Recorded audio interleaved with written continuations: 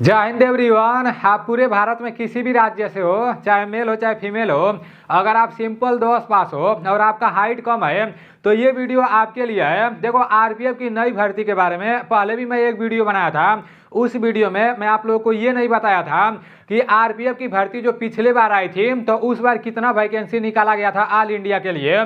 और अगले बार जब मैं आरपीएफ भर्ती के ऊपर वीडियो बनाया था तो हमारे जैसे हजारों लोग आरपीएफ की नई भर्ती को लेकर यूट्यूब पर वीडियो बनाए थे। और जैसे ही सब लोग आरपीएफ की नई भर्ती को लेकर वीडियो बनाने लगे, वैसे मतलब पीआईबी के द्वारा ट्विटर के माध्यम से ये बताया गया कि ये जो आरपीएफ की नया नोटिफिकेशन देखने को मिल रहा है वो नोटिफिकेशन सही नहीं है, वो नोटिफिकेशन फर्जी है, फेक है।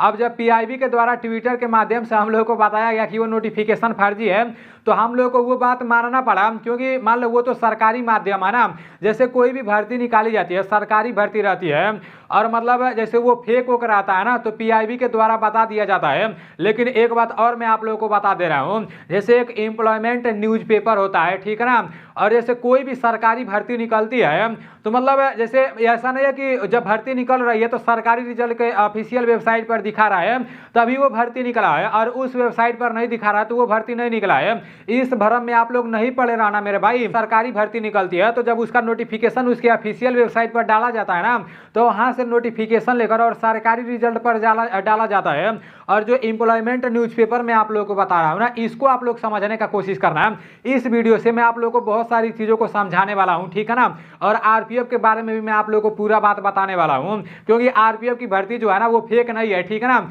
ये जो एम्प्लॉयमेंट न्यूज़पेपर होता है, जैसे मान लो कोई भर्ती आज से 7 दिन बाद, जैसे 7 दिन बाद आने वाली है और अभी हमको पता चल जाएगा। आप लोग देखते होंगे यूट्यूब पर जितने लोग भी भर्ती के बारे में वीडियो बनाते हैं तो उन लोगों को पहले ही उस भर्ती के बारे में पता चल जाता है, तो कुछ लोग उसको फेक मानते हैं तो वो लोग पहले एम्प्लॉयमेंट न्यूज में देखते हैं। जैसे एम्प्लॉयमेंट न्यूज ना एक हफ्ता पहले ही निकाल दिया जाता है, को वेबसाइट का नाम भी दिखा दे रहा हूँ, बता दे रहा हूँ, ठीक है ना। उसमें पैसा पेमेंट करने से भर्ती के बारे में पहले ही पता चल जाता है। अभी देखो 2 मार्च से लेकर और 8 मार्च के बीच में जो एम्प्लॉयमेंट न्यूज़पेपर है ना उस न्यूज़पेपर के माध्यम से बताया गया है कि आरपीएफ की भर्ती फेक नहीं है। मैं आप लोगों को पूरा बात बता दे रहा हूं। अब आप लोगों को पढ़ाई करने का जरूरत है, क्योंकि आरपीएफ में जैसे 35 प्रश्न मैथ के पूछे जाते हैं और 35 प्रश्न रीजनिंग के पूछे जाते हैं और 50 प्रश्न जीएस के पूछे जाते हैं। अब जीएस का प्रश्न तो कहीं से भी बन जाता है, वो आरपीएफ में फार्म भरना है ना।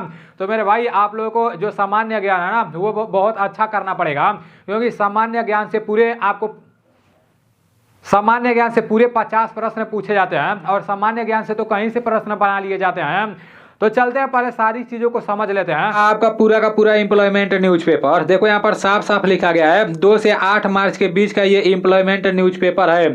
और मैं आप लोगों को शुरुआत में ही बता दिया हूँ, कोई भी भर्ती निकाली जाती है तो उस भर्ती के बारे में एक हफ्ता पहले ही एम्प्लॉयमेंट न्यूज के माध्यम से बता दिया जाता है। अगर आप लोग गूगल पर जाकर जैसे www.employmentnews.government.in लिख कर सर्च मारोगे तो वहां पर इसका ऑफिशियल वेबसाइट खुल के सामने आ जाएगा। को पढ़ाई करने का जरूरत है। आरपीएफ का जहां से ऑनलाइन या ऑफलाइन क्लास करना होगा वहां से क्लास करना है, लेकिन प्रैक्टिस करने के लिए किरण पब्लिकेशन का ये सॉल्व पेपर अच्छा है। आरपीएफ सब इंस्पेक्टर में फॉर्म भरेंगे तो उन लोगों के लिए ये सॉल्व पेपर अच्छा रहेगा। कांस्टेबल वाले में फॉर्म भरेंगे तो उन लोगों के लिए ये प्रैक्टिस वर्कबुक अच्छा रहेगा। इसमें टोटल 22 प्रैक्टिस सेट रहने वाले हैं। और पहले जो आरपीएफ की भर्ती निकाली गई थी उसमें प्रत्येक शिफ्ट में जितने भी प्रश्न पूछे गए थे वे पूरे के पूरे प्रश्न इस सॉल्व पेपर में देखने को मिल जाएंगे। इस वर्कबुक आप लोगों को अपने नजदीकी दुकान पर भी मिल जाएगा और फ्लिपकार्ट पर भी मिल जाएगा। इसका लिंक मैं डिस्क्रिप्शन में दे दूंगा, वहां से जाकर आप लोग इस किताब को लेकर और अपना आरपीएफ का तैयारी बेहतर बना सकते हो। अब बात कर लेते हैं कि आरपीएफ में अगले बार कितना वैकेंसी निकाला गया था। तो आरपीएफ में अगले बार ऑल इंडिया के लिए 9,739 वैकेंसी निकाला गया था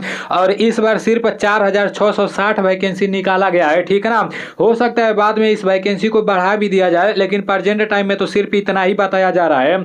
इसका ऑनलाइन आपका 15 अप्रैल से चालू हो जाएगा और लास्ट डेट 14 मई रहने वाला है। सिंपल 10 पास रहते हैं वो लोग आरपीएफ कांस्टेबल वाले में फॉर्म भरते हैं, और जिन लोगों के पास ग्रेजुएशन का सर्टिफिकेट रहता है तो वो लोग आरपीएफ सब इंस्पेक्टर वाले में फॉर्म भरते हैं। और कांस्टेबल वाला का पेपर थोड़ा लो होता है, लेकिन सब इंस्पेक्टर वाला का पेपर बहुत हार्ड होता है। ऑल इंडिया के लिए 4,208 वैकेंसी निकाला गया है, और जो ग्रेजुएशन वाली भर्ती है तो इसमें ऑल इंडिया के लिए 452 वैकेंसी निकाला गया है। अब बात कर लेते हैं हैं इसमें एज कितना होना चाहिए, तो इसमें कम से कम आपका 18 साल उम्र होना चाहिए और अधिक से अधिक 25 साल उम्र होना चाहिए। और जो लोग ओबीसी कैटेगरी से रहेंगे तो उन लोगों को एज में 3 साल का छूट मिल जाएगा, तो उन लोगों का 18 से लेकर 28 साल तक उम्र होना चाहिए। और जो लोग SC ST कैटेगरी से रहेंगे तो उन लोगों को एज में 5 साल का छूट मिल जाएगा, तो उन लोगों का उम्र 18 से लेकर 30 साल तक होना चाहिए। अब बात कर लेते हैं कि इसमें हाइट कितना लगता है, तो मैं आप लोगों को शुरुआत में ही बता दिया हूं कि इसमें लड़कों का हाइट 165 सेंटीमीटर होना चाहिए और जो लोग SC ST कैटेगरी से आते रहते हैं तो उन लोगों का हाइट 160 सेंटीमीटर होना चाहिए। और इसमें नॉर्मल चेस्ट मतलब नॉर्मल सीना आपका 80 सेंटीमीटर होना चाहिए और 5 सेंटीमीटर चेस्ट फुलाना रहता है, ठीक है ना। अब बात कर लेते हैं लड़कियों का, तो इसमें लड़कियों का जो लोग UR और OBC कैटेगरी से आती रहती हैं तो उन लोगों का हाइट 157 सेंटीमीटर होना चाहिए और जितनी भी लड़कियां SC ST कैटेगरी से आती रहती हैं तो उन लोगों का हाइट 152 सेंटीमीटर होना चाहिए। अब बात कर लेते हैं इसमें दौड़ कितना होता है, तो इसमें दौड़ 1600 मीटर होता है, ठीक है ना। 5 मिनट 45 सेकंड का टाइम मिलता है लड़कों को और लड़कियों का दौड़ 800 मीटर होता है, तो इन लोगों को 3 मिनट 40 सेकंड का टाइम मिलता है। दौड़ होने के बाद जंप होता है, ठीक है ना। जंप कितना होता है, जैसे लड़कों का जंप 14 फीट का होता है लॉन्ग जंप और हाई जंप 4 फीट का होता है और लड़कियों के लिए 9 फीट का लॉन्ग जंप होता है और हाई जंप 3 फीट होता है लड़कियों के लिए, ठीक है ना। इसका सिलेक्शन प्रोसेस क्या रहता है, मतलब सबसे पहले दौड़ होता है या पेपर होता है, क्या होता है, तो इसमें सबसे पहले CBT मतलब कंप्यूटर बेस्ड एग्जाम होता है, ठीक है ना। कंप्यूटर बेस्ड टेस्ट होता है, सबसे पहले पेपर होता है, जब पेपर हो जाता है तो दौड़ के लिए बुलाया जाता है। दौड़ कितना होता है ये भी मैं आप लोगों को जैसे बता दिया हूँ, ठीक है ना। जब दौड़ हो जाता है हाइट वेट दौड़ के टाइम ही नापा जाता है, उसके बाद से आपका मेडिकल होता है, उसके बाद से फाइनल सिलेक्शन होता है। पेपर में क्या क्या पूछे जाते हैं मैं आप लोगों को शुरुआत में ही बता दिया हूँ। मैथ से 35 प्रश्न पूछे जाते हैं 35 नंबर के और आपके 35 प्रश्न रीजनिंग से पूछे जाते हैं 35 नंबर के, ठीक है ना। और आपका GS से 50 प्रश्न पूछे जाते हैं 50 नंबर के। टोटल आपके 120 प्रश्न पूछे जाते हैं 120 नंबर के और पेपर में आपको 90 मिनट का टाइम मिलता है, ठीक है ना। और निगेटिव मार्किंग आपका 1/3 का रहता है। जो लोग पूरा वीडियो देखे होंगे उनको RPF की नई भर्ती के बारे में पूरा का पूरा बात बिल्कुल आसानी से पता चल गया होगा। अब आप लोगों को पढ़ाई करने का जरूरत है मेरे भाई। देखो RPF में जो 50 प्रश्न सामान्य ज्ञान के पूछे जाएंगे ना, तो वो सामान्य ज्ञान के प्रश्न आप लोगों को मेरे एप्लीकेशन में भी मिल जाएंगे।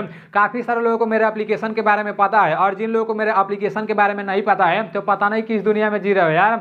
मेरा एक एप्लीकेशन है जिसका नाम है नीलेश डिफेंस करियर। अगर आप अभी तक मेरे एप्लीकेशन को डाउनलोड नहीं किए हो तो फटाक से प्ले स्टोर पर जाओ, नीलेश डिफेंस करियर लिखकर सर्च मारो, वहाँ पर मेरा एप्लीकेशन आ जाएगा। वहाँ से मेरे एप्लीकेशन को डाउनलोड करके साइन अप करके अपना ID पासवर्ड बना के और अंदर आप लोगों को काफी ज्यादा GK GS का प्रश्न देखने को मिल जाएगा। तो चलो ठीक है, मिलते हैं अगले वीडियो में। जय हिंद जय भारत।